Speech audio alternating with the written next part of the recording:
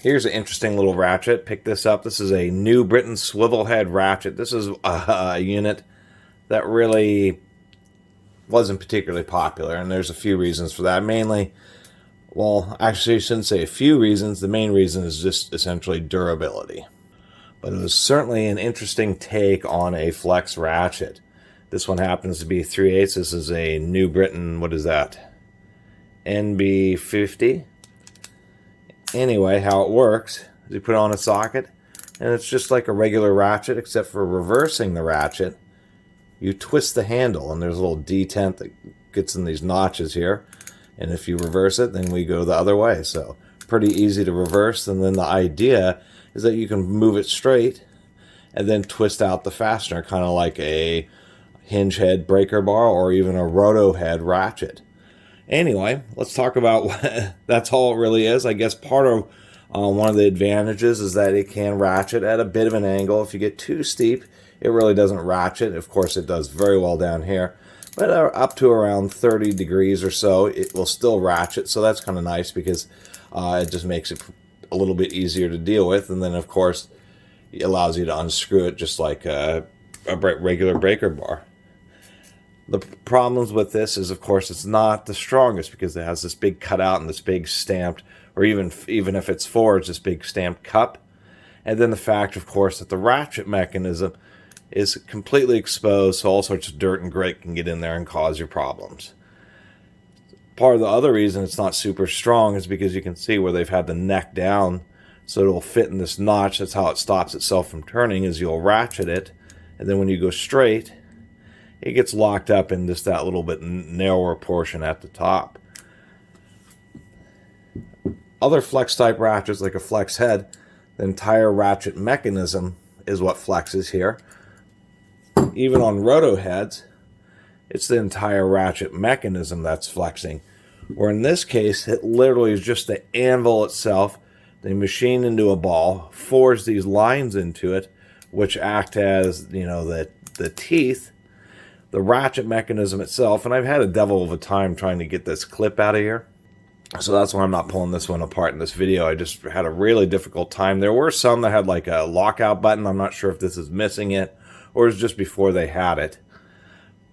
The ratchet pawl is actually drilled through the center of this post. So in the middle of this post, there's basically a wedge-shaped ratchet pawl. So when you're reversing it, all you're doing is taking the pawl from pointing one direction and flipping it over to point the other direction in order to get that reversing action. And I guess that's probably one of the neater things about this unit here. It's just the fact that you can be using it, and if you're in the wrong direction, you don't even have to change hand position. You just simply rotate the handle, and now you're going the other way. So I guess that was a kind of a convenient part of it. Other than that, not a whole lot else to say. It was a patent pending. Don't know if they actually ever achieved their patent on the unit, but it was just an interesting design from the era where they were continuously trying to figure out new ways to make ratchets. What we currently have today, as far as flex heads and ratchets, is kind of the maturing of all these experiments, because a lot of them just don't work out super well in the real world, especially in dirty environments like a ratchet like this with a big open head. Counted this up, it's like 16 teeth, so it is super duper coarse. I mean, just to turn it 90 degrees, you have 4 teeth. So this thing is just super duper coarse. But nonetheless, thought it was a cool little tool, and I'd share it with you. Just another interesting take on a ratchet. I mean, a swivel anvil ratchet. I mean, not many of those around. I guess it has one distinct advantage, is the fact is, like a swivel head, the anvil is, or a roto head, I should say, is the anvil is directly in line with the center of the pivot. So if you have a fastener that's like this, you can put this on there and it actually will stay on there.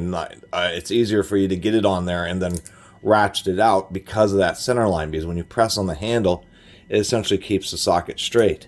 And that's why I like roto heads, except for obviously even the head of this thing is a lot smaller than a roto head. And on standard flex head, that is always the most annoying problem, is you're trying to get into a hard reach area where you can't really grab it, and you're trying to put the darn socket on the fastener, and you have like a 6 point, so you can't get it on the right position, and the head keeps flexing. So it does get around that issue. So I suppose in that instance, it is kind of interesting, because it gives you kind of mechanics and handling of a roto head with a much smaller head, almost like just a pair head ratchet size. So anyway, that's New Britain, in this case NB50 3/8 inch drive. I don't know if they made these in 1/4 inch or 1/2 inch. I assume they probably did. But just a great old unit, and a real interesting take on trying to do a flex head ratchet. Quite a bit of engineering in there. Anyway, really appreciate everybody who's been watching and subscribing. If you haven't subscribed, please do. Till next time, Catus Maximus out.